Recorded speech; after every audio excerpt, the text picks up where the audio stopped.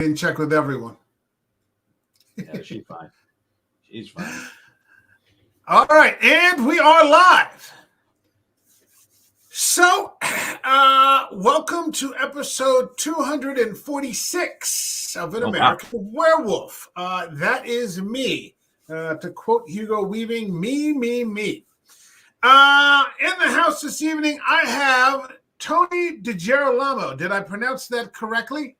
Yeah, it's close enough. DiGerolamo. Okay. Pretty close. Okay. You are a writer. You've written for many an American sitcom, series like Politically Incorrect. You're a comic book writer. You're an author and a bit of an expert, shall we say, on South Jersey folklore. Yep. And I had the good pleasure to meet you last week in Mays Landing, where I went to high school. I went to high school at Oakcrest. The Mays Landing Historical Society hosted you to discuss how to hunt the Jersey Devil, which even after your lecture, I still don't want to do.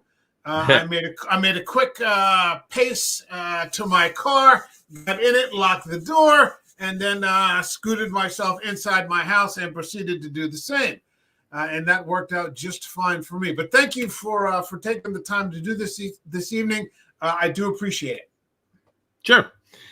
It's been great going around. This time of year, I'm doing a lot of events. I'm doing over 30 events this month, talking about the Jersey Devil, doing book signings. I'm doing the Collingswood Book Fest on Saturday. It's crazy time of year for Halloween. It's like my Christmas.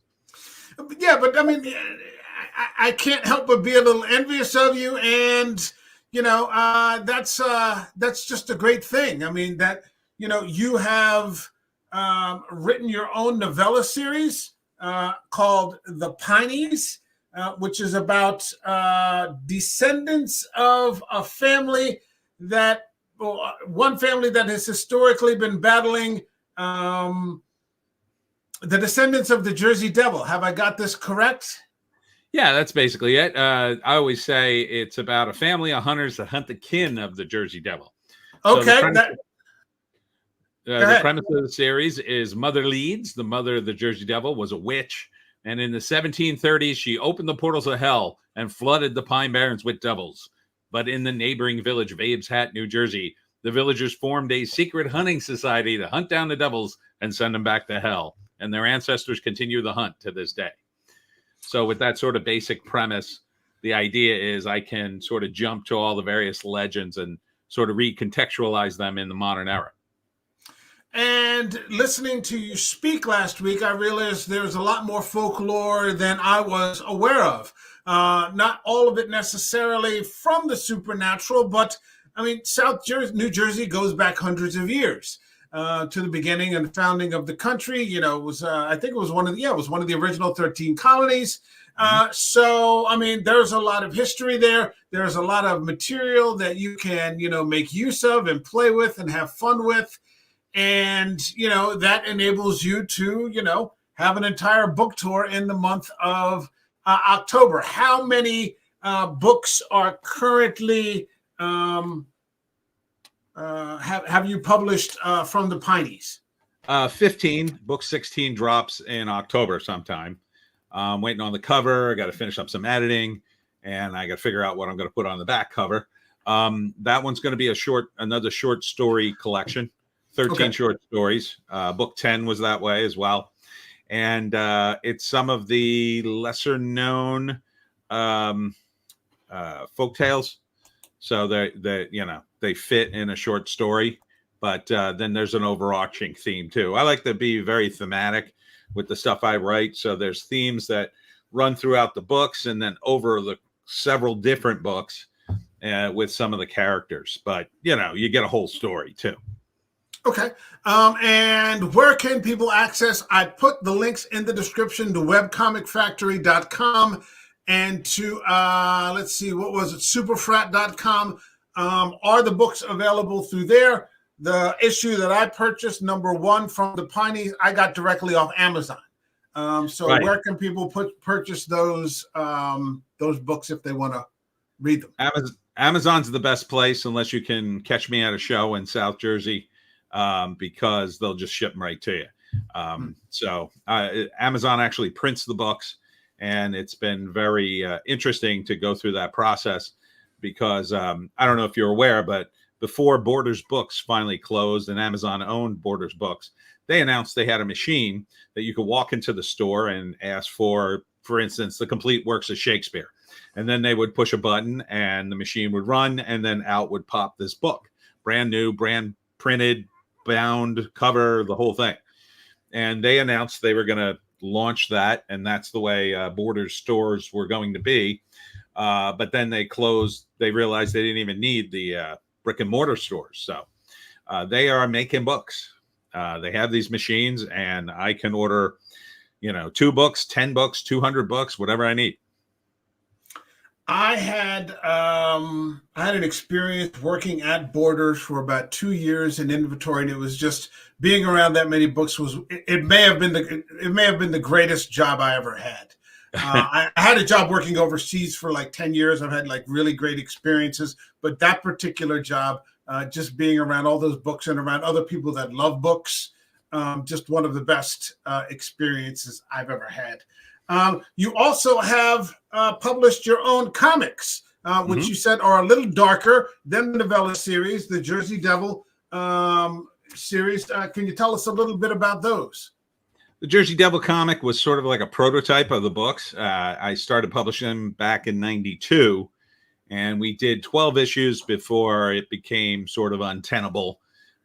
We had managed to get to issue 7 through comic book stores, but after issue 7 we got dropped by our distributor, and it was hard to keep the numbers up, and we struggled onward in a different, smaller format, which you just held up, for about 5 more issues, and then I ended up doing fantasy comics for a while after that.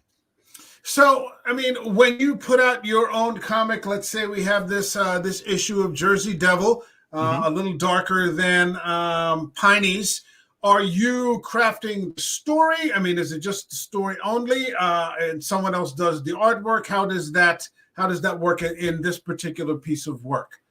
I don't do any art, so I write a screenplay or a script for a comic, and then I find an artist and I say, here's what I want, and it's unlike a screenplay, which is dialogue driven. Comic scripts are panel driven. Right. So you have to map out what's in every panel pretty much. I mean, you can give the artist some leeway, but ultimately you have to tell them, well, it's going to be 3 panels on this page, 1 panel on this page, 5 panels on this page, and so forth. And then, you give him some leeway and he can just move things around if you need to. It's a little different in that you have to, if you have the characters say a lot of dialogue, you need a bigger panel. And then you have to be very wary of how much action is going on in the panel, because if there's a lot of action going and it's quick and it's fast paced, it doesn't make any sense to have a giant word balloon that's 15 sentences long. So there's a real balance there that you have to work out over a period. It's a lot slower than, say, writing a screenplay. It's a lot more arduous. But I did it for years. I enjoyed doing it. People loved the comic.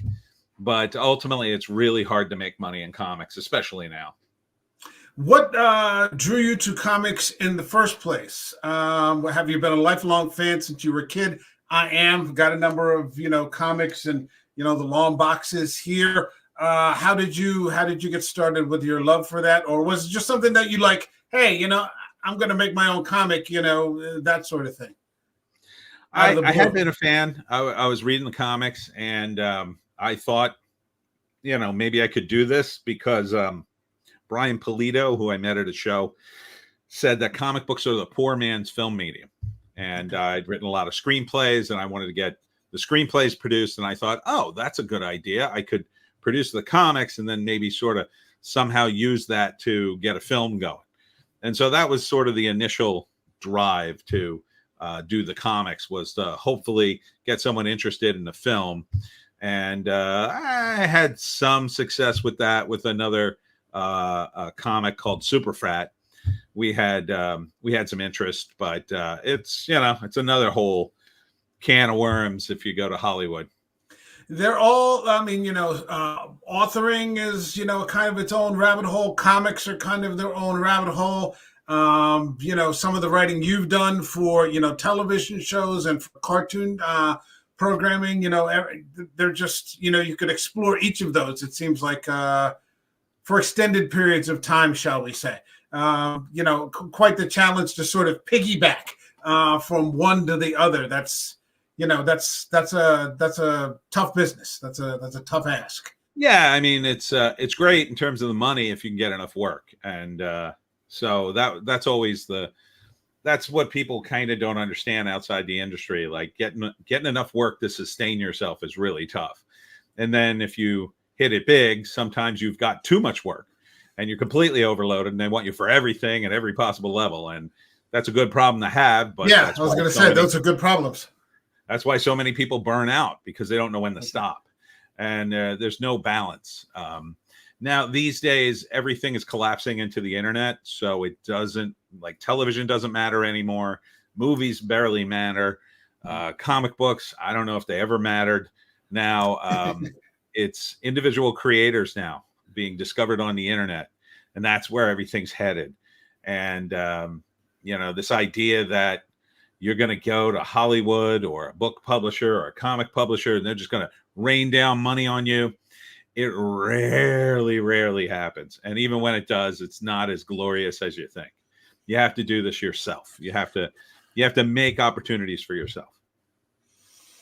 So, I mean, with everything collapsing into the internet, you have, I guess, you have to love it, I guess, from the get-go, or you're not going to stick with it for very long. I mean, even something as simple as running a YouTube channel, or podcasting or something like that. When I first started this, they said the average life of a YouTube channel or a podcast is about 6 months, because, right, you don't immediately become the Joe Rogan Experience.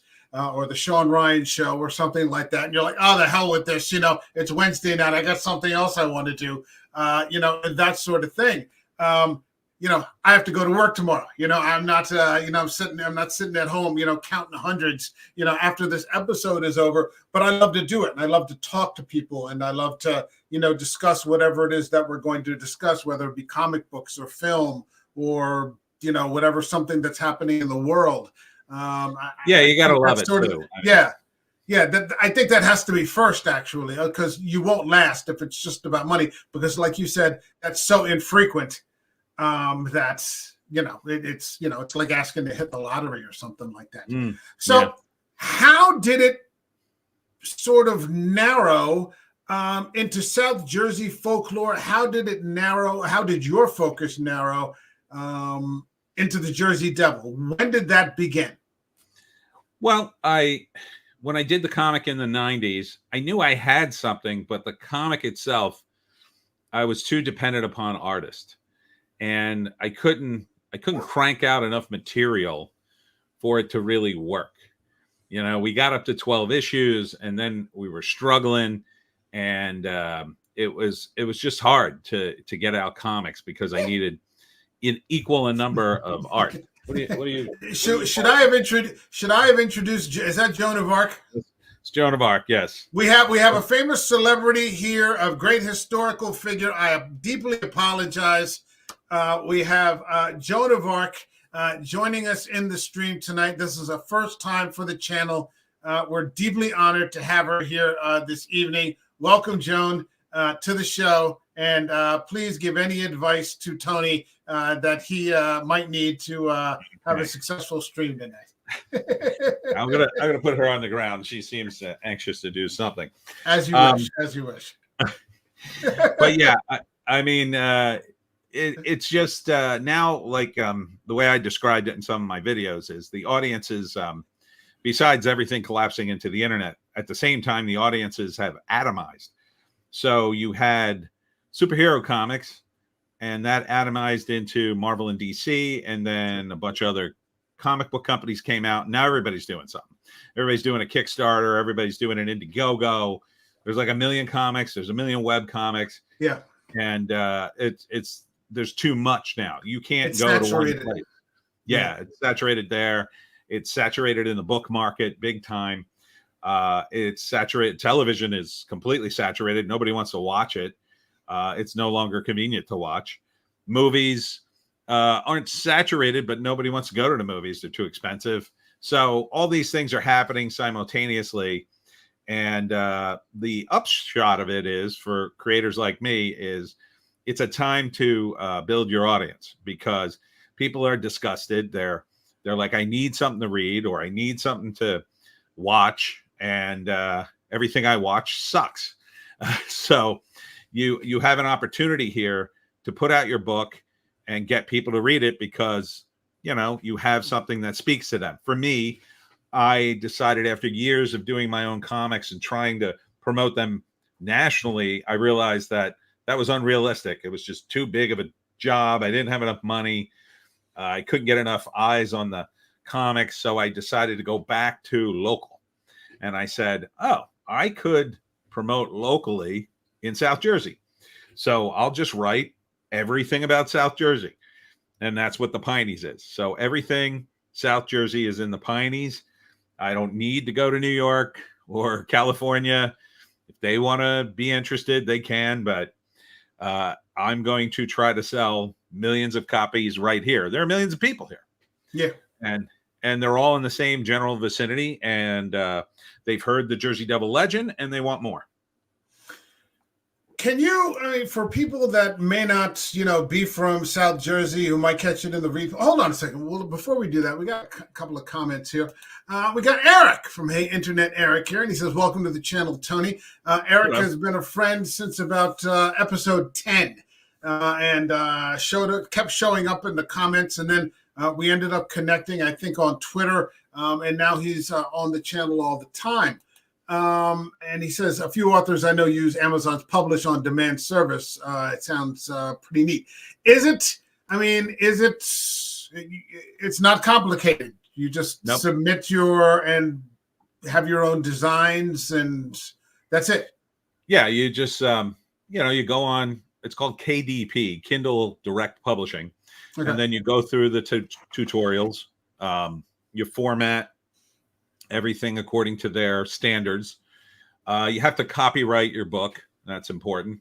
But after you copyright in the book, it's free.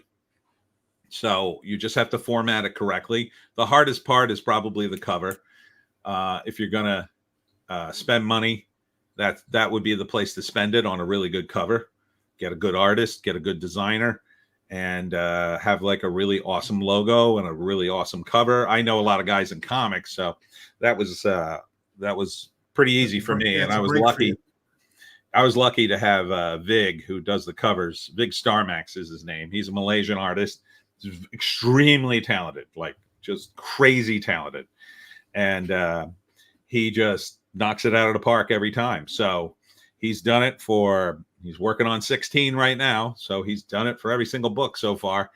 I hope he stays on. And I hope we do I would like to do a Pineys art book with him at some point. But right now we're just trying to get the word out, get to the point where enough books sell that, the Pineys becomes sort of a self-sustaining thing, and I'm selling fairly well, but I'm not even selling close to some of the big guys on Amazon. So I got some ways to go. I mean, I have room to grow.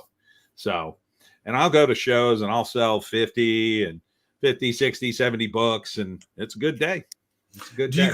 Do you go to the cons, like Monster Mania Con, the things in Cherry Hill that they do? That seems like it will be a good market for you. You can get a table. I often, maybe, the next time they show up, I think maybe in March, they come around there. I was thinking about renting out a table for the channel, just that sort of thing. I've been to that con before. They have some pretty big names. Brad Dourif was there, Danny Trejo, some of the smaller guys, but well-known anyway, like Rich Brake. A lot of turnout for those 3-day events that they have out there. Oh, yeah. I've done a few of them. I did, the New Jersey Horror Con, the one at the Showboat. Okay. But now the prices are getting up there. They're $300-$400 a table. That's a lot of books to move. And So it's kind of rough. Even if you're doing a 3-day show, I got to sell like I don't know. Is that 300 a day? No, it's for the weekend. For the weekend, okay. But I'm gonna have to sell 60 books to break even, 60, 70 books. That's a lot of books to sell. And then, you're out of books, or I got to order 200, and I'm just a one-man operation. So it's tough. If I can, sometimes I get in at shows, I do my panel discussion on the Jersey Devil, and they'll give me a break on the table, or, I don't quite rank as a free table in the horror community yet. I rank very highly in the comic community because I used to work on the Simpsons comics. So I can get a free table there just about any time. But in the horror community, I'm not quite there yet. But in the piney community, I am. So there's a piney community that you know as well as I do that lots of needles are dropping nowadays, and the cones are dropping, and it's definitely that season. We're in that time of year. I think that the Jersey Devil is a serious untapped vein in the horror community. As many, you see these sort of, B movies that they make about Bigfoot, or no one has really done anything with the Jersey Devil. I remember originally in the X-Files in the first season, maybe in the third or fourth episode, they actually touched on the Jersey Devil. And I saw, I think, Gillian Anderson and David Duchovny on the Atlantic City Expressway back in 1994, and I almost shit my pants. I'm like, holy shit, and there was some set. I don't think they were really in Atlantic City, if you remember that episode. But I was like, oh my God, they're doing the Jersey Devil. I mean, it's gold. I mean, it's right there for the taking, and I think it's great what you're doing.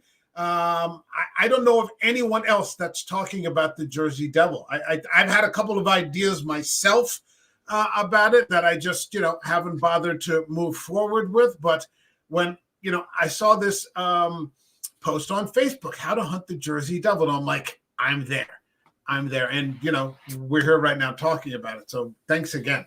The woman who played the Jersey Devil in that episode, I met her at a con, and I took a picture with her. Yeah, she's very nice. And there's been a few TV shows. What We Do in the Shadows did an episode on the Jersey Devil. Oh, did they really? Yes. I won't spoil it for you. You got to search it out. Okay. The Real Adventures of Johnny Quest. I've been told the Real Ghostbusters did it, but I don't remember that episode. That was a long time ago. I didn't watch that show. And there's all sorts of Discovery Channel type shows that have done Jersey Devil stuff. Dramatizations, that sort of thing. Yeah, that's usually what it boils down to. Running around the woods going, I think I heard something. Yeah. It's like a really bad Blair Witch. It's like a really bad Blair Witch project, I came back to the table after you had done your presentation, and I want to get into the Jersey Devil in a second, and said that, when I was in elementary school, my teachers decided to roll out that projector and just scare the living bejesus out of the entire grade level with this movie, with these dramatizations that didn't seem like dramatizations when I was 9, like the Jersey Devil. And all it really was, and I think about it because you said, well, you should watch it again. I'm like, no, I never want to watch it again. I don't want to lose that. I don't want to lose that. But all it really was somebody like shaking a bush, that kind of thing. And, like a demented owl hooting, but it scared the daylights out. I still remember that to this day. Yeah, when you're 9. I mean, I remember seeing it when I was a kid and just being, I don't know if I was scared, but I remember it being this really amazing movie. And then I went back and looked at it, and I'm like, oh, that's what it was. That's not amazing. You said it's on YouTube, right? Now it's on Mother Meets 13 Child. Yep. Jesus. There's also a few others. I'm sorely tempted. There's also a few other ones. There's Ghost in the Pines, which is on the Rutgers University site, and it's two mini documentaries about, one's about Ong's Hat and the other one's about Herman City, which are two sort of forgotten towns in the Pine Barrens. Okay. There's also Menantico Blues, which is a 2019 film that takes place in Millville, And the Jersey Devil's mentioned in it, but it's actually focused on lamb legs, which is a very, very regional creature that only exists in the Pine Barrens near Millville. Okay. Yeah, I sort of work out that way. It wouldn't surprise.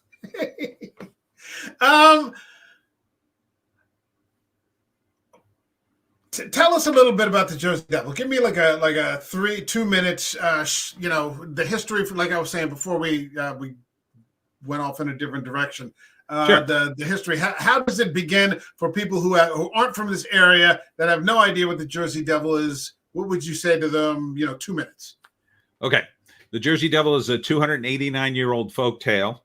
It is New Jersey's official state demon. We have a state flag, a state bird, and a state demon. You can go to the government's website and you can see it. It's what the hockey team's named after. And the basic story, and there are many variations, but the basic story goes in the 1730s, there was a woman named Leeds, Mother Leeds, we call her, and she was the 13th child in her family. She gave birth to 13 children, and as the last one was being born, she cried out, "Curse this child, let the devil take it." And thus the Jersey Devil was born, a horrible monster that ate the family, flew out the chimney, and has been haunting the Pine Barrens ever since. Now, that's the basic story, and then there are many different variations on the theme. So, I mean, did the Jersey Devil cause you, or, the writing about the Jersey Devil cause you to sort of flesh out into other sorts of South Jersey folklore that you touched on in your presentation when I saw you last week? Mm-hmm. So, for instance, the Jersey Devil has companions. There's the headless ghost pirate, the woman in white, the black dog, and those have their own separate stories. There's also various things in the Pine Barrens that aren't connected with the Jersey Devil, but they do exist in the Pine Barrens, according to legend. So, for instance, there's Sammy Buck. He is the fiddler of the Pines, and his story is very similar to the Devil Went Down to Georgia story, except instead of winning a golden fiddle from the devil teaches him how to play the air tune. And Sammy is still wandering the pines playing the air tune. I guess it made him immortal. I was doing a talk somewhere near Chemung, New Jersey, and someone in the audience raised their hand and said, "Oh, I'm related to Sammy Buck." So he was a real guy, lived in the Pine Barrens. And so a lot of this is based on real people, real history. And then over the years, it gets a little bit sprinkled with hyperbole, I'll say. Now, when we were there talking, when you were there talking last week, we had 3 members of the Leeds family in the audience. Yep. I knew several members of the Leeds family, although from decades ago, although we had fallen out of touch. So, I mean, these are stories that are based on real families that are, rooted in the history of the formation of the state. So, these families do go back 2 or 3 centuries, or 200 plus years. So, I mean, that sort of lends it a credibility that, the other stories that you hear about, like Bigfoot or something like that, just don't have. I mean, there is a real Leeds family. They're very prominent, actually, in this part of the state. If you pay attention to local politics or that sort of thing. And so if they show up to your event saying, yeah, we know a little bit about that ourselves, that has to lend, a bit of credibility to it. Yep. And you have places like Jimmy Leeds Road, right, which is right near Stockton College, right where I was just today. Yeah. Yeah. So the Leeds family were huge in South Jersey. The patriarch was Daniel Leeds.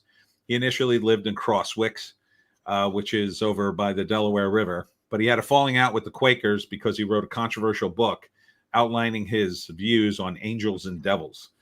And if you know anything about the Quakers, they were big players in colonial America. And so they pressured him, "Daniel, don't publish these books." He said, "Oh, I thought you guys were cool." And they said, "No, we're not cool. We're Quakers." And so he said, "Screw you guys." And then he moved to Smithville and he started Leeds Point, which was right across the street, a town named after his own family. And that's why the family members came out of that area, because they had moved down there. Daniel was the patriarch, so they all moved there. And they became part of the Pines.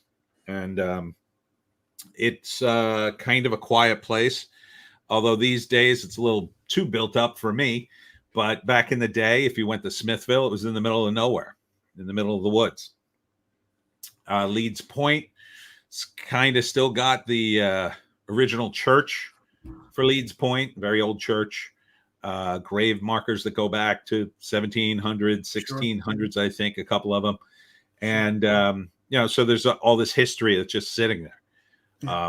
Some of it's underwater, my theory, because it's been so long. It's been 300 years. So I think some of the Leeds Point stuff is probably underwater. There's probably some good stuff under there, some abandoned houses or something. But they say the house is there. There's many conflicting reports about the house where the Jersey Devil was supposedly born. I've heard one person say, "Oh, here's the picture right here, and it's currently being lived in," and then other people say, "No, it's long gone." And so you can never really tell. It's an interesting point that you bring up because there is so much development happening now in South Jersey. A lot of people are moving from other places, with whatever's going on. They're moving from larger cities into smaller places like this. And a lot of that largely wooded area is it's turning into other things now. It's turning into homes. It's turning into apartment complexes. It's turning into, extensions of, Stockton University or something like that. It's all sort of going away.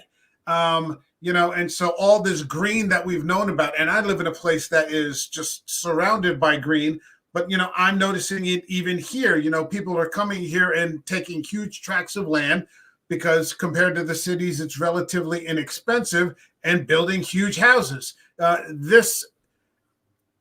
you think that this is the beginning of, this sort of thing passing into history, these pined areas? I mean, there is some government protection, some EPA protection for that sort of thing, but I don't know. It just seems like, maybe we're seeing sort of the beginning of the end of this.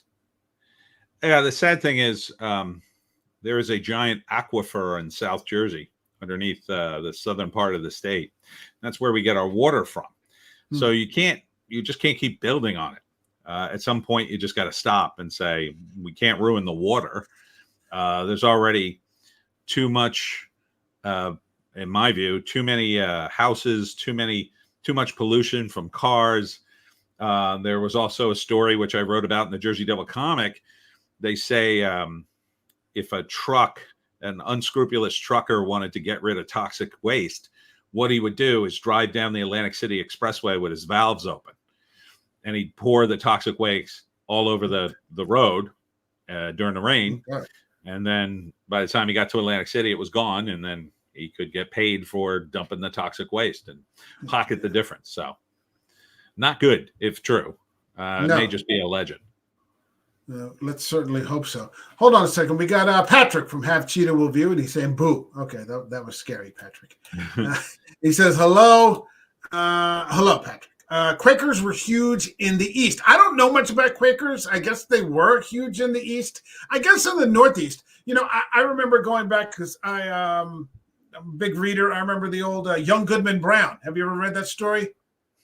I remember it. I don't remember. He was the Puritan who, was just, he had that beautiful wife. Her name was Faith. It was so on the nose, right. And he's very proud of, how great he is and his community is, his Puritan community. And like the devil approaches, he's walking in the woods one day, and this is, Nathaniel Hawthorne. So this is like 200 years old. He runs into the devil in the woods, and the devil just sort of starts walking alongside of him and shows him that this entire worldview that he has, that his entire Puritan community is actually a witch's coven, and it ruins him. It turns him into this big jaded jerk. He never trusts anybody for the rest of his life. He's not sure if what he saw was real or not. But, I guess that really does. I mean, the Puritans, the Quakers settling here in the Northeast, a huge part of the history. I've never paid much attention to it. Go ahead. They were big players during the colonial times. So if you had a falling out with the Quakers, it was gonna be tough because they all networked with one another. They were a little bit like the Amish in that respect, kind of, not quite as insular, but kind of there. and Ben Franklin was in that mix as well. I think he was a Quaker initially. I don't think he was a Quaker later, but I'm pretty sure he wasn't a Quaker later. Yeah, he definitely wasn't a Quaker later, but I think he Yeah. might have been a Quaker initially, but or at least he traveled in those circles, networking with people. So, religion and people's businesses and society was a lot closer knit too. So the Quakers were a huge factor, but now that wouldn't be a huge factor because few people care about religion these days. So,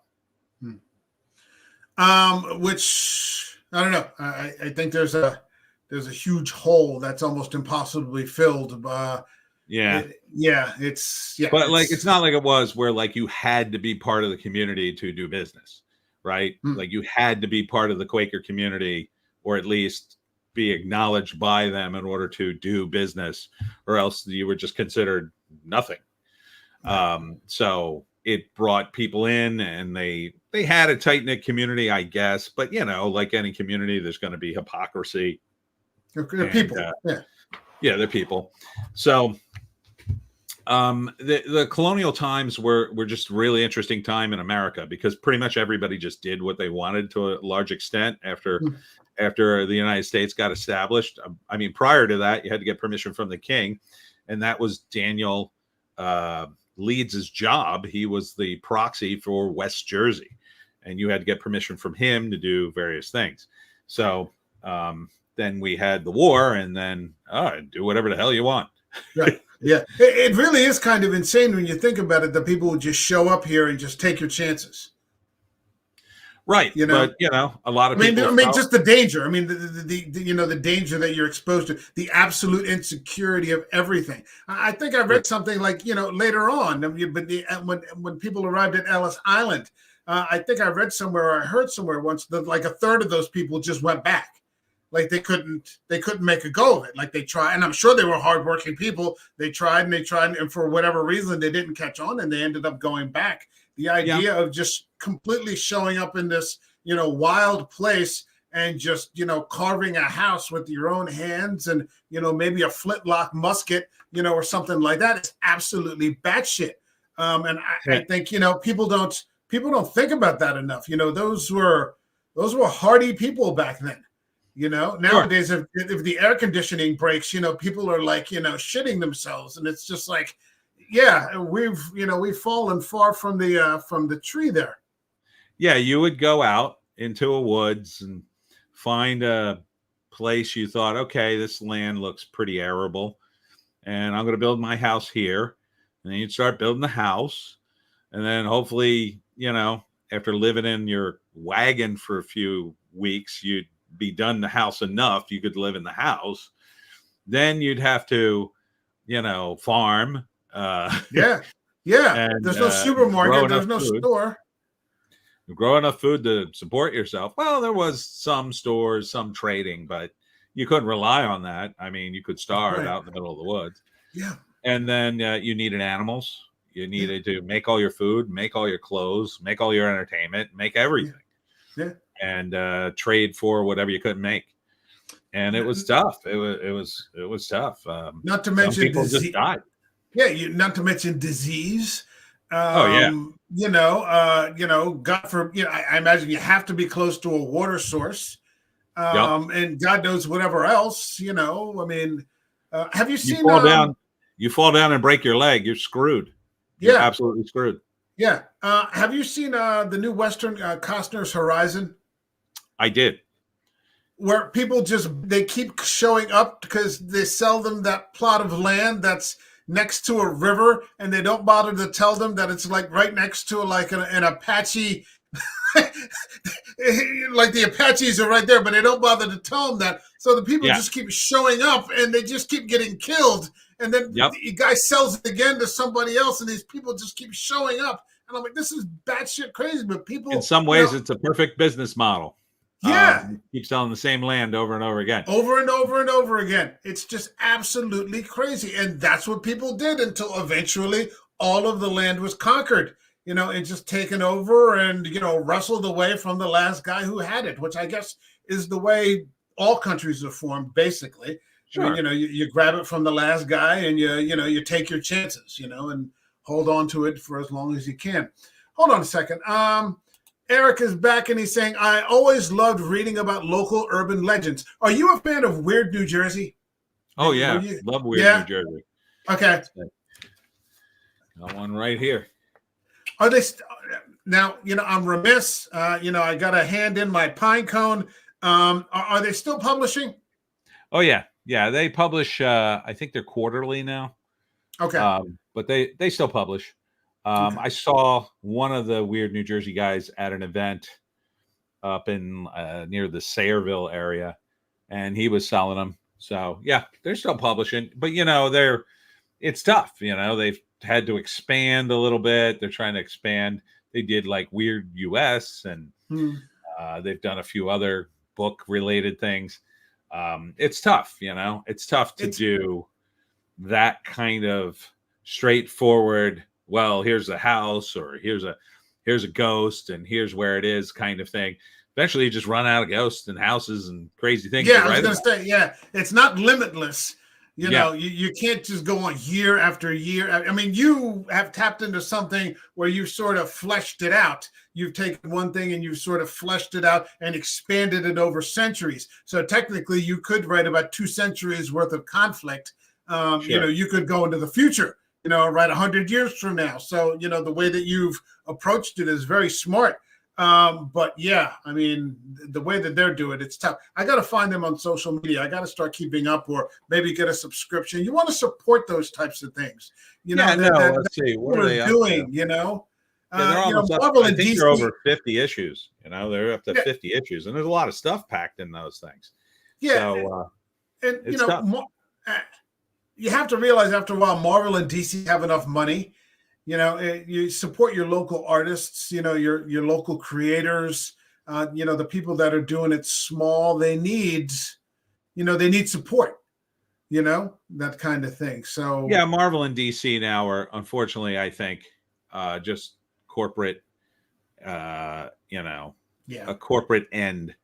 Yeah. So they got to keep these IPs afloat, and they use the comics to sort of do that and get some press. But at the same time, no one's reading them. I go to comic book conventions all the time. No one's reading comics, like no one. So there used to be, I would go to a show and people would talk about the latest hot comic, whatever it was. Now nobody's talking about anything. At best, they're talking about old stuff that they're buying off Facebook. Back issues. Yeah, I just got a run of Ennis's Hellblazer, Constantine. Sure. That's just a sweet, it's around here somewhere. It's floating around here somewhere, but that kind of stuff. Or I mean, those are the things that you're picking up back issues now. Yeah, I mean, so much of this stuff petered out like 30 years ago, 20, 30 years ago. Now you're talking about, oh man, they were beating a dead horse before. Now they're beating a skeleton. I mean, there is nothing left. What's filled in is the manga. Manga is filled in now. Yeah. Manga is hot. Well, it's not hot. It's just that the comics are so unbelievably useless and horrible in my view. I think Marvel and DC, I've said this many times on live streams. What I would do, if you make me the head of Marvel and DC, I can make it profitable in a matter of 2 years. But the first thing I would have to do is shut the whole place down, fire everybody. And I mean everybody. Everybody would be gone, and I'd start fresh. I'd redesign the office, make it a business again, and then relaunch after a year, and maybe keep doing reprints or something. But I would relaunch after a year, and I wouldn't hire back a single person from the old regime ever again. They're consumed with their own farts, in my view. They're inserting message after message with no sense of story whatsoever. They're inserting themselves. They're inserting themselves into the comic. Yeah. They've inserted, you know what it is? It's fan fiction. It's fan fiction is some of the worst fiction ever. It is. It's poison. I call it poison. Like if you do fan fiction and you're a little kid, I did fan fiction when I was a kid to practice how to write a story. That's different.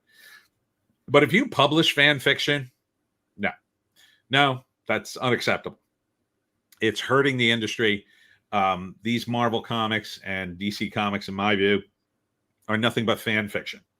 It's like, oh, let's have this character and this character have a relationship and have sex. Like, that's not a story. That's absolutely not a story, and not one for the audience. No. They've completely lost their audience. They've completely lost everything. And getting them back will be nigh impossible unless they turn the ship around now. Now, I'm not surprised that DC or that Marvel hasn't turned it around. I am shocked that DC continues to go down this path because they made noise. Oh, we're going to get out of this slowly. They're not getting out of it. They're going in deeper. And they need to fire all these people, like every single one of them, even the artists, even the writers who aren't that bad. They need to all go because they've all been tainted by this. And they don't understand what's a good story anymore and what fans want. They've tied themselves so deeply into the story that it's impossible. They'll just ride it right into the ground. That's what they're going to do. They're going to ride it right into they're going to ride that comet right into the, and they'll walk away from the ashes of everything they destroyed and say, see, we did something good. Yeah. They're that narcissistic in my view. So there's no reason to spend another second with these people. Fire them all, start over, hire regular writers based on their merit, hire regular artists based on their merit, start making comics that people actually want to read. It would be easy, and you would sell millions of them. Millions. You would, if you put me in the head of Marvel, I would crush DC inside of a year. If you put me in the head of DC, I would crush Marvel inside of a year because they wouldn't be able to keep up. DC should be crushing everybody. You've got Batman, Superman, and Wonder Woman. Like, how do you screw that up? Well, Tom King comes to mind, and various other talent that they would rather tell you how great of a person they are than write a good story, in my view.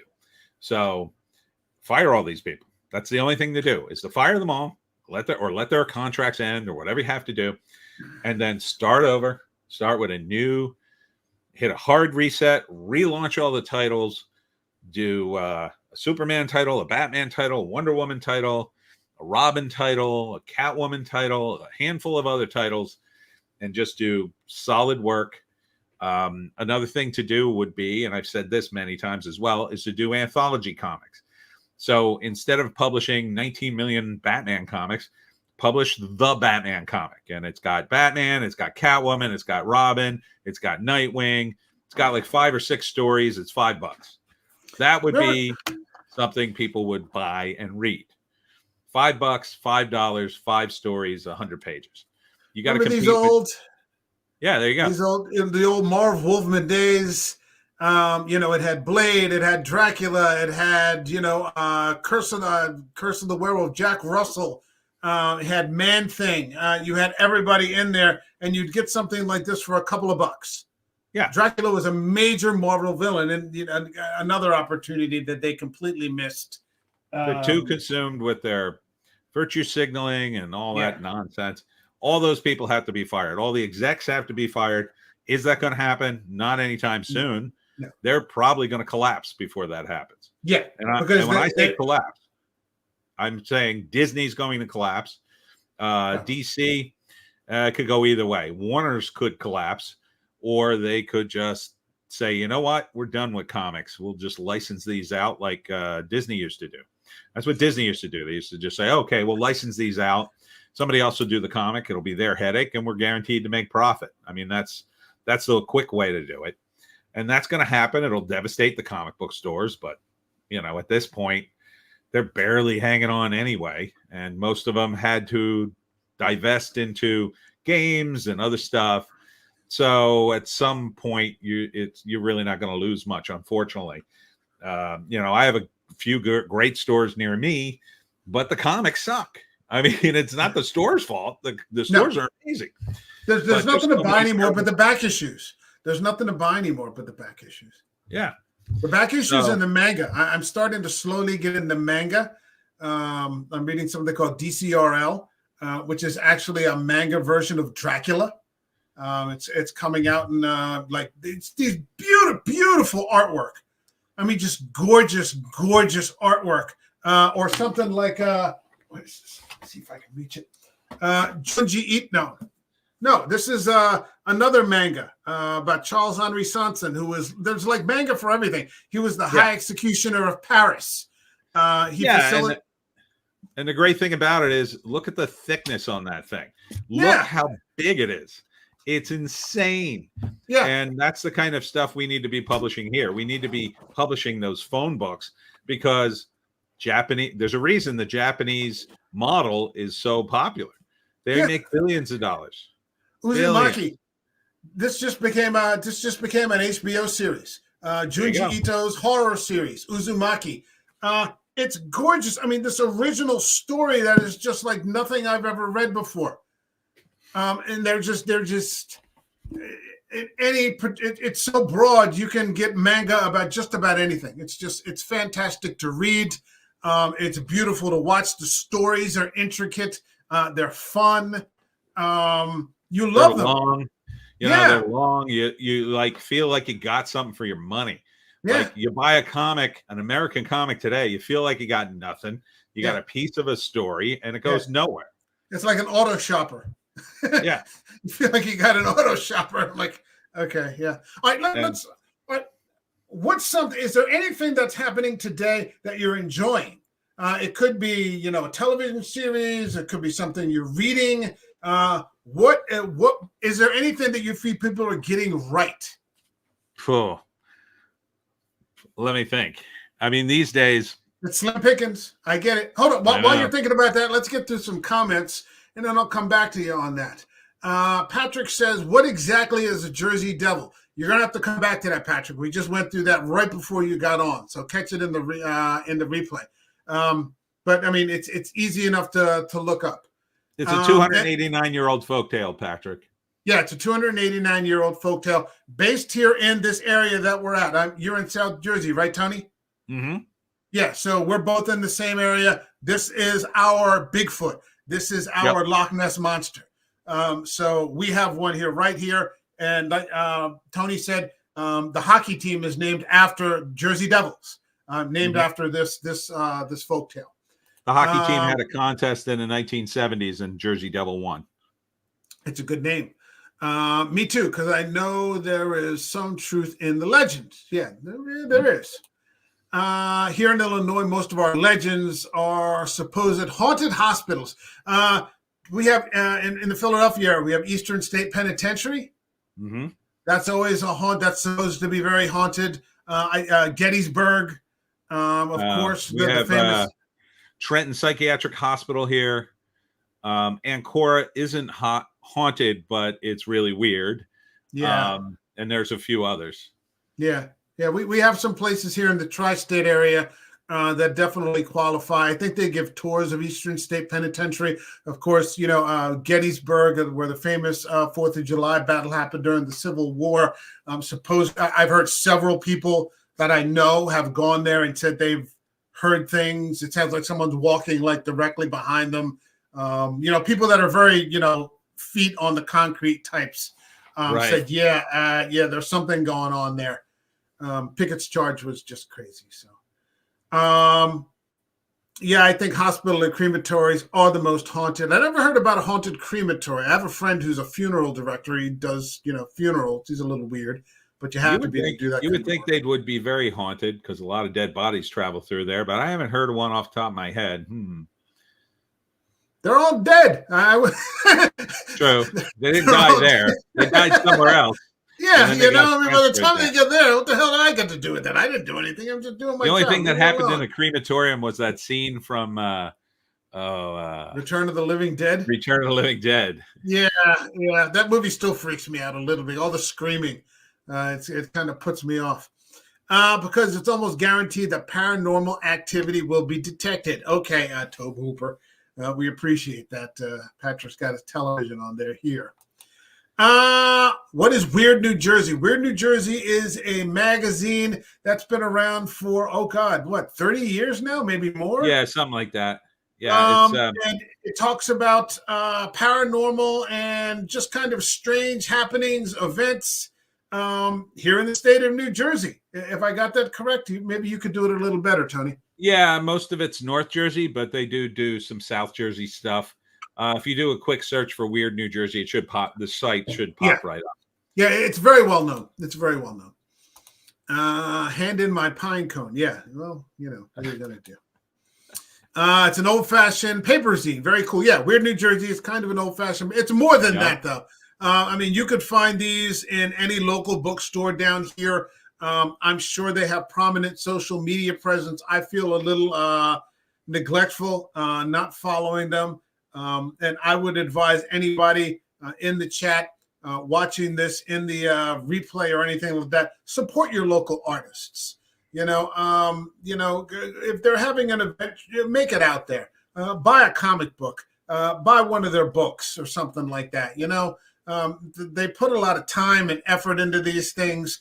In the hope, make a shit ton of money, but they do it because they love it. And when someone buys one of their books, it's a good show of appreciation. So support your local artists. Stephen King has enough money. I love Stephen King, and don't get me wrong.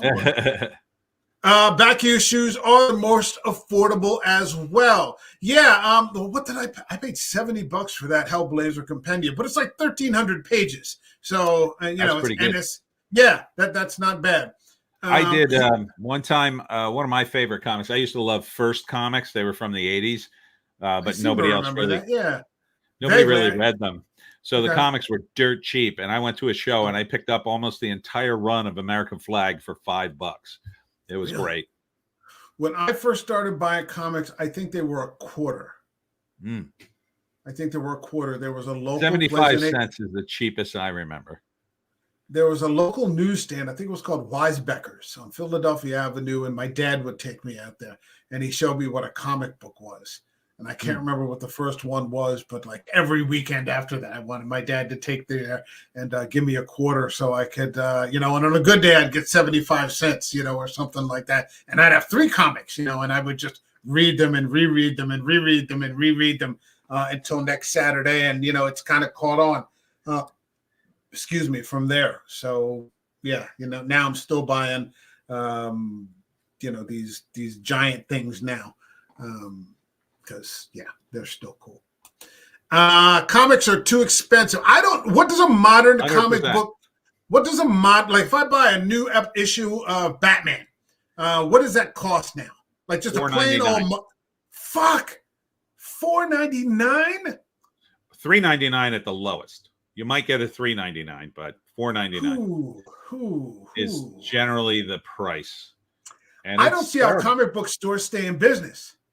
Yeah, there's no way I can't afford comics, much less. I mean, I don't like them now; they're terrible. But I couldn't afford to buy the comics I used to buy. I used to buy comic fans, and I did some of the demographic numbers on this back when I used to do a TV show called The Comic Book Show, and we found that according to the demographics, 50% of the comic fans were above 18, and the other 50% were below. And they would spend about $20 to $50 buying comics. Now, this was at a time when comics were about $1.95. So what is that, a month? Is that a week? 20 to 30, okay. $20 to $50 a week. Okay. Then the prices went up to $2.99. And guess how much they spent? $20 to $50. So they didn't spend more money. They just bought fewer comics. And I strongly suspect that's what they do today. So the same fan who was buying $20 worth of comics, probably just buying 4, probably just buying the bare bones of what he reads. And then I'm not buying anymore. It's too expensive. So this is a problem. They need to, that's why they need to go to anthologies again, get 100 pages for $5, put all the Batman titles together, put all the Superman titles together, put all the Justice League titles together, and a couple other things, and then just have monthly books that come out. And so you buy one, it costs $5. You get more than enough, and people will buy it because you'll be consolidating those audiences. So all the Superman fans will just buy one comic.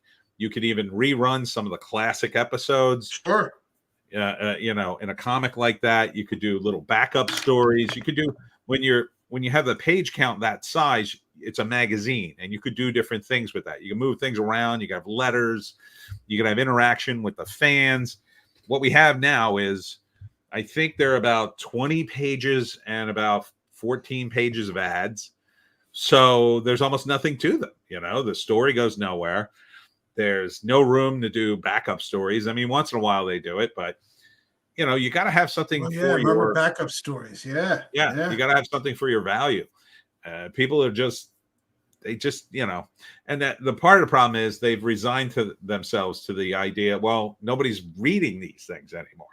Nobody follows the stories. They're just collecting them.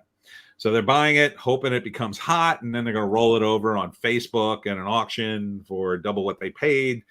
That's just not happening anymore. People are just abandoning things. So I like your idea. The reason people read was because they followed the story. Right. If they don't follow the story, there's no point in even doing this. Right. It would be a good idea to get those compendiums back together. You could reconnect people and new audiences to the original source material. Yeah. You could. This is what the Hulk is. This is what the Avengers are. This is what the Fantastic Four is. This is what the X-Men are. This is what This is who Spider-Man is. Yeah. And this is who Captain America was. Holy shit. Look at that. But these guys don't think that way because they don't care about the long-term health of their publishing arm. No. It's not something that makes them a lot of money anymore. They're part of a multinational corporation.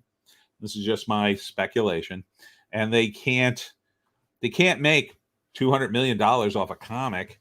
So what are they going to make? $5 million if there's some super hot comic? That's nothing to them because they're too big. The company's too big. $5 million for Disney, it's a drop in the bucket. So they don't care about that. They're more worried about how are we going to do a $500,000 movie so we can make $1 billion. Yeah. And, there's some wisdom in that in terms of the money, but it's also wisdom in taking $10,000 and turning it into 20 regardless. Because if you can keep doing that, why wouldn't you do that? Why wouldn't you keep making money? So, they wouldn't need billions of dollars to make the comic books good. They just need a few million at most. And they would absolutely crush the competition if they did that. You would have every kid buying the comics, but they don't want to do that. Partly because I've heard, and again, this is all my speculation, I've heard that they have deals with libraries, like these weird backdoor deals where they're doing these comic books that are very heavy on the message. We all know what the message is. Yes. And they're selling them directly to libraries. And the government's paying for it. That's terrible. So we're paying for it. And, they're trying to get it in schools because, the idea would be if you can get, and I dated a teacher for a short time. She told me if you could get your Jersey Devil comic in the schools, she said they would buy thousands of them because they would buy one for every school kid. Sure. Yeah. And I couldn't do that, of course, because there's language of violence in the Jersey Devil comic. But, I thought about that when I was doing the Pineys. I thought, oh, maybe I'll make it for schools and then go down that road. But nobody, I remember the stuff I used to read in school. I hated it all. It was all boring and stupid. Yeah. Trash. It's always amazing how your teachers always manage to find the worst shit that's going to interest you the least. And that's the road they go down, with few exceptions, with like the Outsiders. They always get it right with the Outsiders. They're still teaching the Outsiders, and I love it. I used to be a teacher myself. I'm like, oh, shit, they're still reading the Outsiders. Okay, we're going to have fun with this one, guys. No problem. And they're like, really? I'm like, yeah, you guys are going to love this. And they always love it. But every other one after that, you're just like, really? Like, whose idea is this? Right. And being a teacher, that a lot of the teachers, they're just, they're either moms or they're pseudo moms, right? Yeah. So either they have kids or they desperately want their students to be their kids. And so they mom all over everything. Yeah. And they think, oh, you're going to love this. It's a comic book. And then when it blows up in their face, they don't deal with it well. No. And that's why your kid gets an F and you're like, what? You got an F?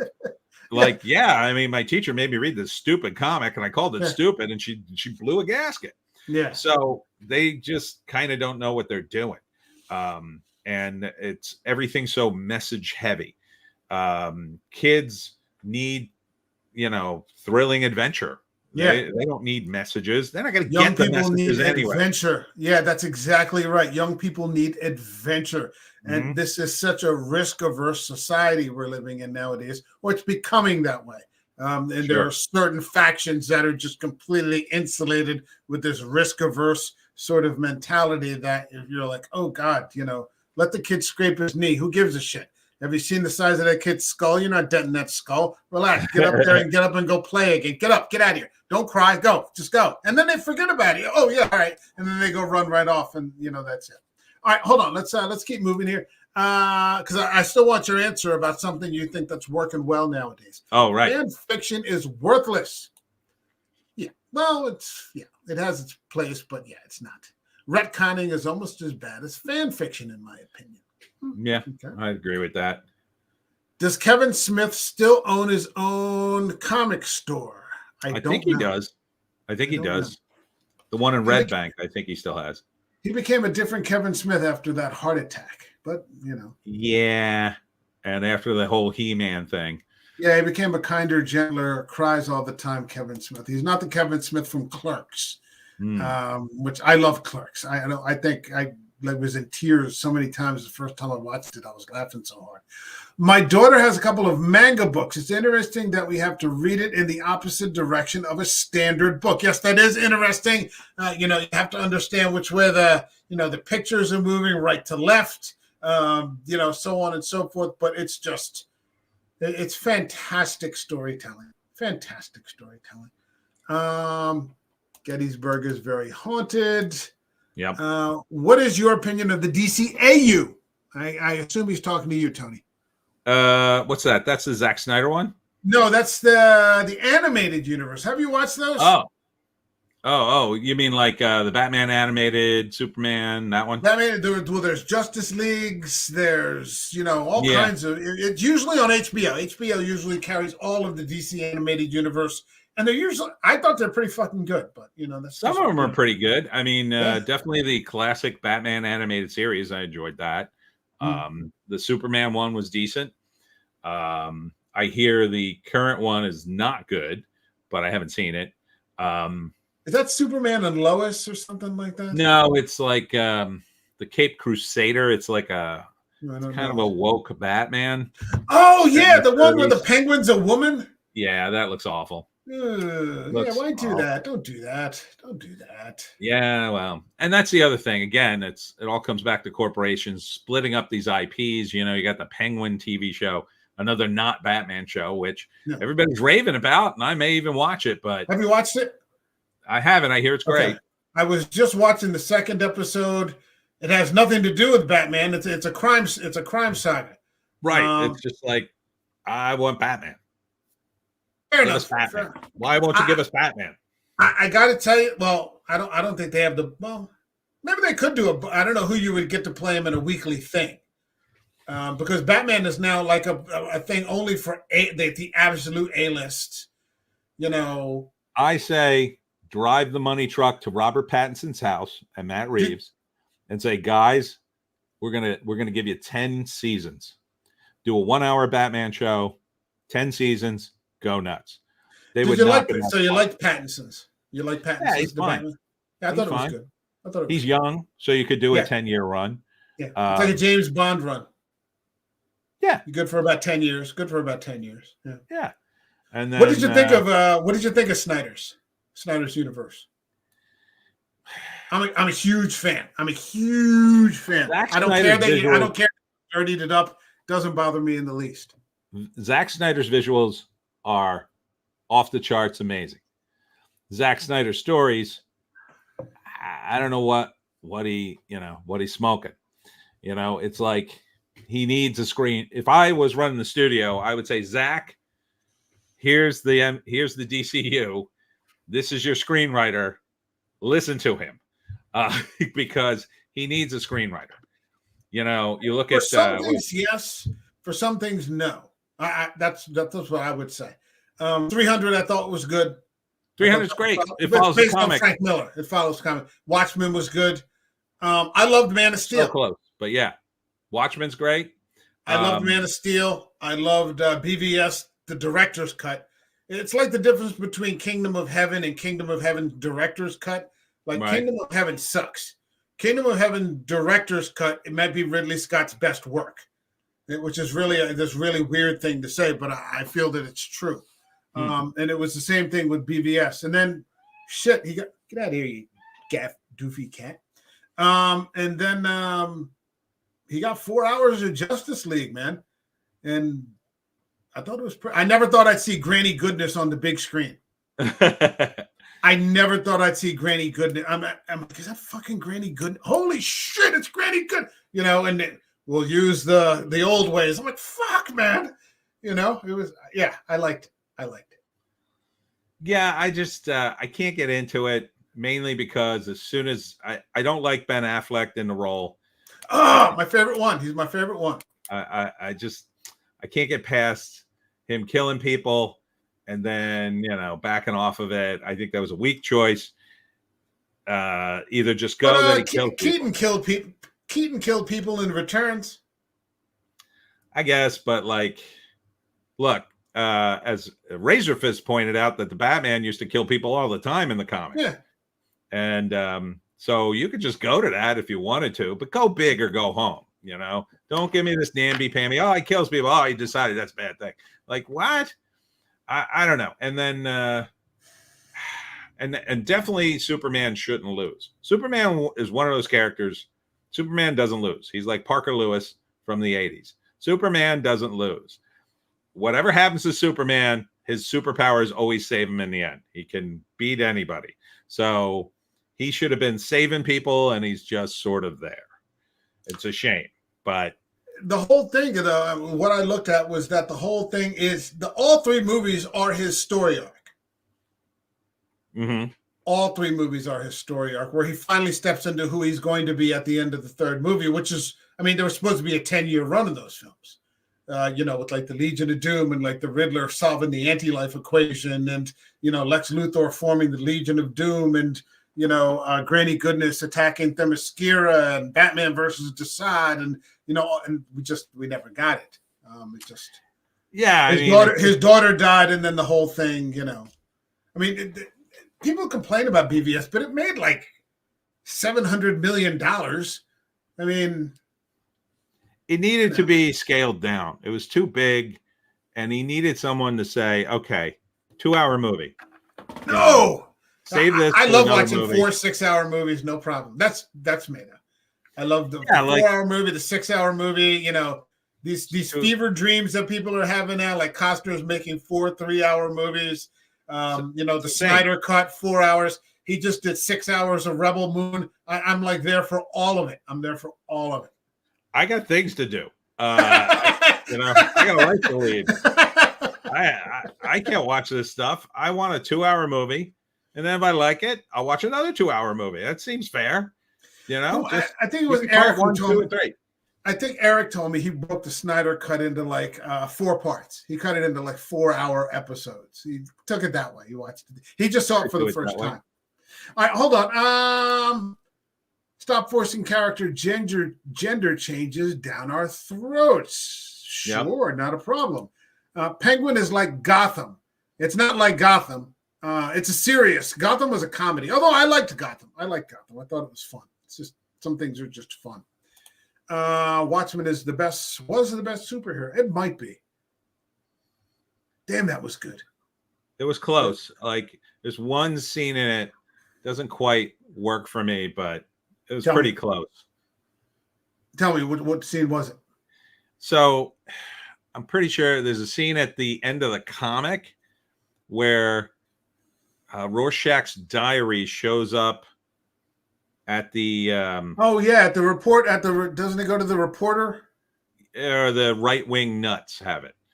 The guys they purport to be the right-wing nuts. And he's handing it to him, and he goes, "What should I do with this?" And then the line is something like, "I don't know, you decide." And that's the end of the book. And that wasn't in the movie. And I think that was a great capper to the whole thing. But for whatever reason, he didn't put it in there. Other than that, I thought it was pretty damn close. I mean, Jackie Earle Haley's great in it. He's so good in that. Yeah. I like Patrick Wilson. I thought he was really solid in this. Yeah. It was good stuff. When he almost beats that guy to death in the bar when he finds out, oh God, what's his name? His mentor. His mentor got killed. Oh, right. Yeah. The first one, Owl. Yeah, the other Owl guy. Yeah, the other Owl guy. Yeah. All right. So one thing, is there anything you're watching right now that you're enjoying that's going well? Are you reading anything right now that you would recommend? Like, hey, I'm checking this out and I'd recommend it.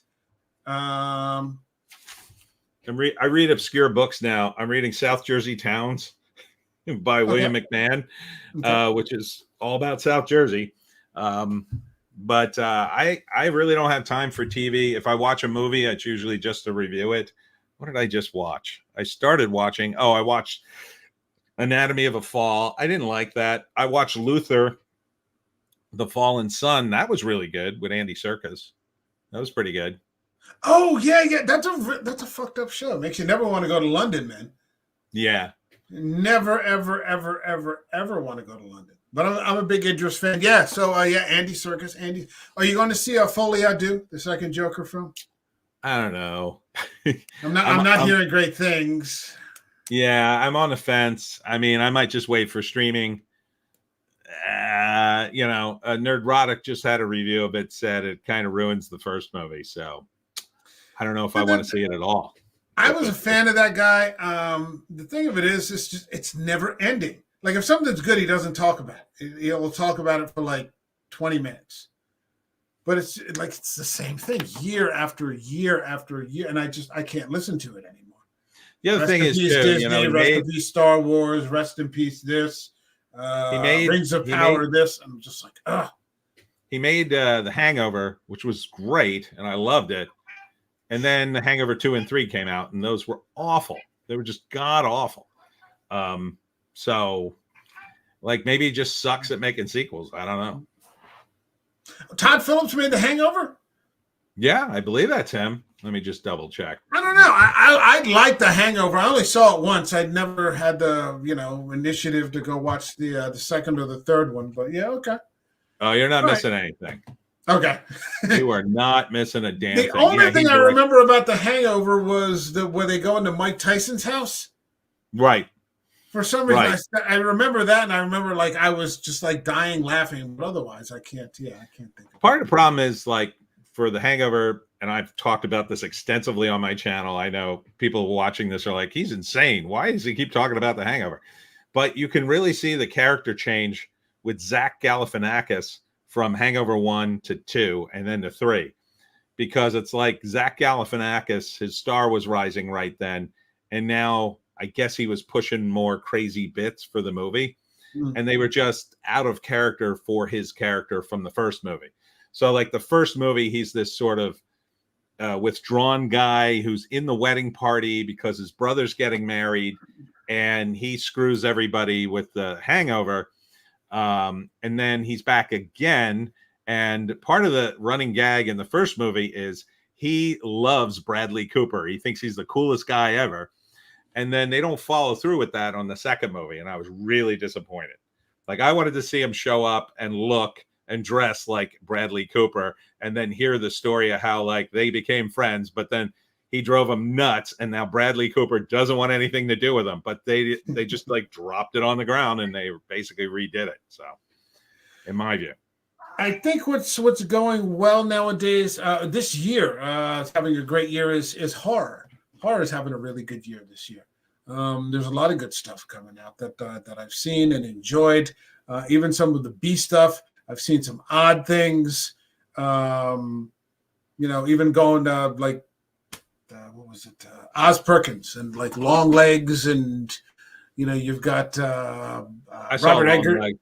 What did you think? I loved it. I just purchased it on Blu-ray.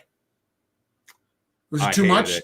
Really? I hated it. Yeah. I think it evoked strong. Because I wanted to see Nicolas Cage do Nicolas Cage stuff, and like he's barely in it. Yeah. I like Mandy much better because he's crazy in that. Well, but for me, that was what worked. And I don't want to get into too much because I know there's some people in the chat who haven't seen it yet. It was the limited use of him that made it work. Because if he had done that for the whole thing, it just would have been a Nicolas Cage movie, and it wasn't. And I love Nicolas Cage. Don't misunderstand me. But if it had just been him doing that the whole movie, it would have been too much. It wouldn't have worked. But that limited exposure that you see, and I told this to Eric, that first scene where you see him and it's only like the bottom half of his face, where that girl turns around in the very beginning, and you're like, what the fuck? I saw it in the theater. I'm like, what the hell is that? You've got Robert Eggers coming out with a remake of Nosferatu. Yeah, I don't know if that's going to be any good. I mean, they've done that too many times, I think. It's like redoing Salem's Lot. Like Salem's Lot is a classic. You didn't need to redo that. No. And that this new one is going to be terrible. I think it drops on HBO this weekend. Robert Eggers is a different egg, though. And I don't see him screwing this up, whether it was The Witch or The Lighthouse or The Northman. Unfortunately, for some reason, I understand why The Northman didn't catch on, but it just didn't. And now this, I have all the faith in the world in Robert Eggers to get it right. I'll tell you who I like, Clint Eastwood. He's got a new movie coming out. Yep, Juror number 2. It looks good. Looks really good. Yeah. Clint Eastwood. Is he like 94? Yep. I think he's in it too. Fuck. Yeah, I just saw the trailer for it yesterday with Nicholas Hoult. Yep. Yeah, as the second juror. Kiefer Sutherland's in it. Clint Eastwood's in it, I guess, as a cameo. And I forget who else is in it, but yeah, that looks really good. I mean, for those of you who haven't seen it, the premise is this guy gets jury duty, and he realizes he was on a road one night and hit something, but he didn't see it. Like, he stopped, he looked around, it was dark, it's raining, he couldn't find anything, so he just went his merry way. But then later, he's on this jury, and he realizes the murder happened the night he was on that road. And now he's trying to figure out if he hit the girl who's dead, or did the guy who's on trial for murder kill her, or is it a sort of a half and half? Did like he hit her and then the guy caught up to her and killed her, or what's the deal? So can he keep from going to jail, or can he keep an innocent man from going to jail? It's really, really some good stuff. That's going to be really, really good. Now, I'm glad, because he's made a few movies that have just got no exposure. They've just completely gone in under the radar. And I thought, well, maybe this is the last you've seen of Clint Eastwood, because Eastwood was responsible for a long time, almost single-handedly, with keeping the American Western alive. And now it seems to have passed to like Costner and like Taylor Sheridan or whatever. And I thought, well, we're just not going to see him anymore. And then this, I'm like, wow, that looks really fucking good. All right, hold on a second. I'll be seeing Joker 2 Saturday afternoon. I'm probably going to see it. I have the Regal Pass, so I see movies for like, I pay $20 a month, and they're like 50 cents a ticket. So nice. It's 15 minutes to drive to Mays Landing. Are you a fan of creature feature movies? I don't know. I like Godzilla -1. That was good. That was really good. That was a really good movie. Really, really good. Yeah. I got to get that on. Are you a physical media person? I don't have the money or the time, and I'm not. I used to be, but like these days, I just don't have the room, and just trying to concentrate on the books. I don't have time. You see, there's my bookshelf back there. It's got a bunch of stuff on it. I got a bunch of old CDs. I just don't have the time or the money or the energy to do it. Because they never start coming. They never stop coming. But I feel like they're slowly pushing us towards this all digital. Right. All digital. Everything. Movies. Blah, blah, blah, blah, Yeah. And I don't like it. I don't like it either. But it's inevitable up to a point. but we'll see what happens in the next few years. There may be a revolt of this.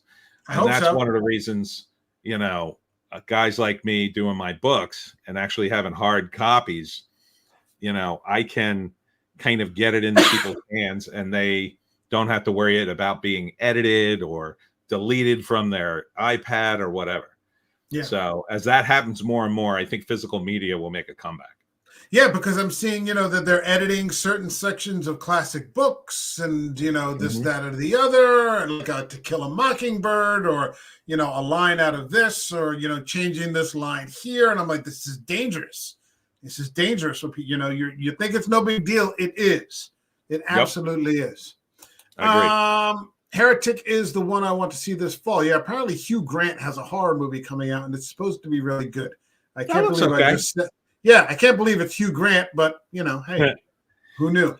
He's actually not bad. I mean, no, he's not. He's not. He's when he wants to be, he's a pretty good actor. Now that he's got some gravitas, and now he's not doing all the handsome roles. Yeah, a little older. They're putting him in these more interesting roles, I think. And so he's playing scumbags. Like, I didn't like the movie, but I don't know if you saw The Gentleman with Matthew McConaughey. No, I didn't. Hugh Grant plays the scummiest reporter in history. Oh, I could see that. I could totally see that. Charlie Hunnam is in it, and Matthew McConaughey is like the mafia boss, and Hunnam is the second in command, and he's just the biggest scumbag in the world. It's really funny. Once you get most people away from Julia Roberts, they tend to do better. That's all I'm going to say. That's all I'm going to say. So yeah, I mean, Julia Roberts. The problem now with a lot of people, I think, is everything's been geared towards a female audience. And the problem with female audience is not really a problem, but they like what they like. And if you go on book Twitter, you can see that women tend to gravitate towards stories about relationships. Right. So they love young adult fantasy, especially a story about a girl who's in love with a guy and daddy doesn't approve, and they love that. They love stories with a little smut in them, and Beauty and the Beast, Taming the Beast, these sorts of things, and they consume them. They don't read them; they consume them ravenously. Right. You can see these girls; they're online all day asking for more Rex because they can't get enough. They absolutely can't get enough. It's like, hook it directly into my veins. But the book publishers, what they're doing is they're trying to get these women to go for stuff that used to be aimed at men. Yeah. So they're trying to turn, for instance, James Bond into something that women would like. Now, women already kind of like Bond because Bond was kind of cool and suave. And he was He's an alpha male. Yeah. But they didn't necessarily buy his novels because they were more aimed at men, although they might read them. But turning James Bond into a girly girl or whatever he is now isn't going to bring those women over. It's just going to alienate the men. And that's what's happening. That's what's happening in comics. That's what's happened in Star Wars. All these different genres, they're all being decimated by this insistence, mostly of female executives, that no, women like this. Women are just as good as men. Therefore, they're going to like the same entertainment, which just isn't true. Men like stories about things happening, and women tend to gravitate towards stories about relationships. So you can keep cranking out these stories all day long, but if it's not about relationships, most women don't care. Right. The women are going to go, and the guys have no interest from the get-go. Right. And I cannot tell you, I mean, my book is aimed more towards young men, and it's so hard to sell them a book because they have been disappointed so many times over and over again. They buy books, maybe they check them out, and they're terrible, or they're aimed at women, and they look at them and they go, I don't really read, dude. So it's a real challenge to bring the men back into publishing, but it's book publishers have decimated that market. I think also young people don't have much attention span anymore. True. They just don't. And it's these damn phones, the phones and the screens, and then that quick jolt that you get from some YouTube video or something like that. It's like, Jesus Christ. I actually think people's brains have been rewired. There'll probably be studies on this later. Because Yes. I have friends and they're like, I have trouble. Like, I used to be a voracious reader. I have trouble reading now, like, or sitting down for long periods of time and just, like spending my whole day on the couch with a book, and I'm like, yeah, there could be something there, that, these screens are doing to us that, we're just not aware of at this point. Well, the upshot is the technology is growing so quickly. You will soon be able to, if you don't have the attention span to read my book, you could download the Kindle, tell the Kindle, read this in so-and-so's voice. Right. And it'll just read it to you. And then if you don't like the voices, you can change the voice, or you could say, read it in multiple voices. Like, make all the characters interesting and fun, and read the women as women, read the men as men. And that's right around the corner. I mean, we pretty much have the technology now. It's just a matter of implementing it. I've done one audiobook for the Pineys. That's what I was going to ask you. Yeah.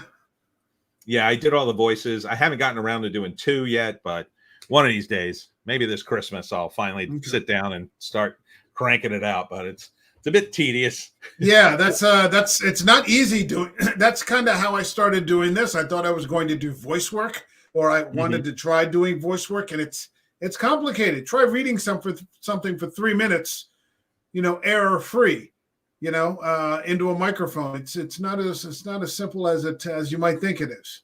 Not easy. So I don't know. We've been going at it about 90 minutes. Is there anything that we have not discussed that you would like to get across to people that will see this? Just check out my books on Amazon, The Pineys, books 1 through 15, available at Amazon.com. Don't forget, Kindle Unlimited is free. It's about a family of hunters that hunt the kin of the Jersey Devil. You can also check out my web comics at thewebcomicfactory.com and at superfrat.com if you want to check out some of that stuff. It's all free. There are various comics I've done over the years. If you do a Google search or a Wikipedia search, you can find more of my stuff. I'm in the Simpsons wiki somewhere, and you can see all the Simpsons comics I wrote. I wrote a lot for Bart Simpson.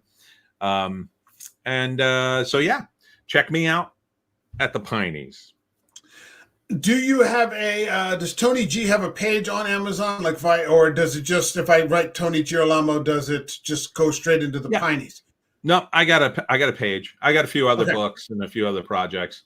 And then I also got a YouTube channel. If you want to search me down for Tony D and Little Joan, I'm on Rumble, BitChute, Odyssey.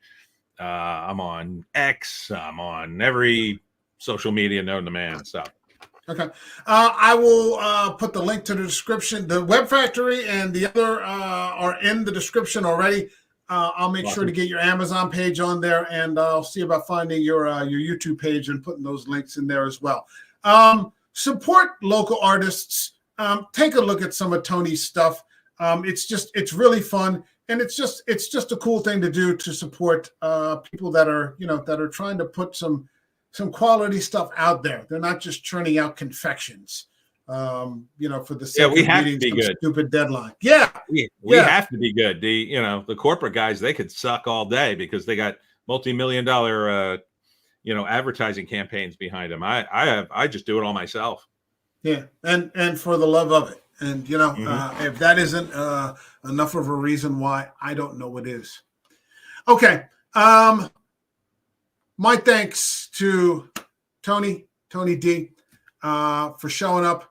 I hope to meet you again one of these times. I'll have to keep in touch. I think we follow each other on IG. So, reach out. And if you want to do this again and talk about some other topic, I'm more than willing. Yeah, that sounds real good. I'd enjoy that. Okay. My thanks to Tony D for this channel. We will be back next week. I have an interview with Spider Dabrowski, and Spider is an independent filmmaker who just had a release of a film, psychological horror film called Down Below. And he was lucky enough to score some pretty big names to cast in his film, one of them being the great Eric Roberts, and Bai Ling.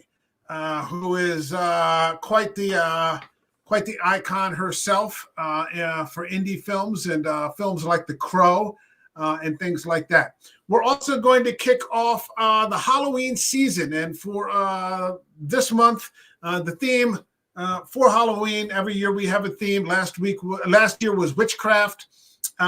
This year it's going to be haunted houses and ghost stories.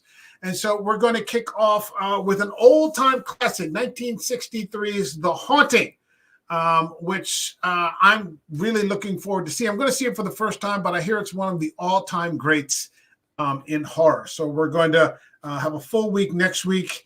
And yeah, I'm looking forward to that. So my thanks to Tony D. Stick around for a second after the outro, and we'll see you all in the next video. All right, take care, everyone. God bless you. Bye, guys. Bye-bye.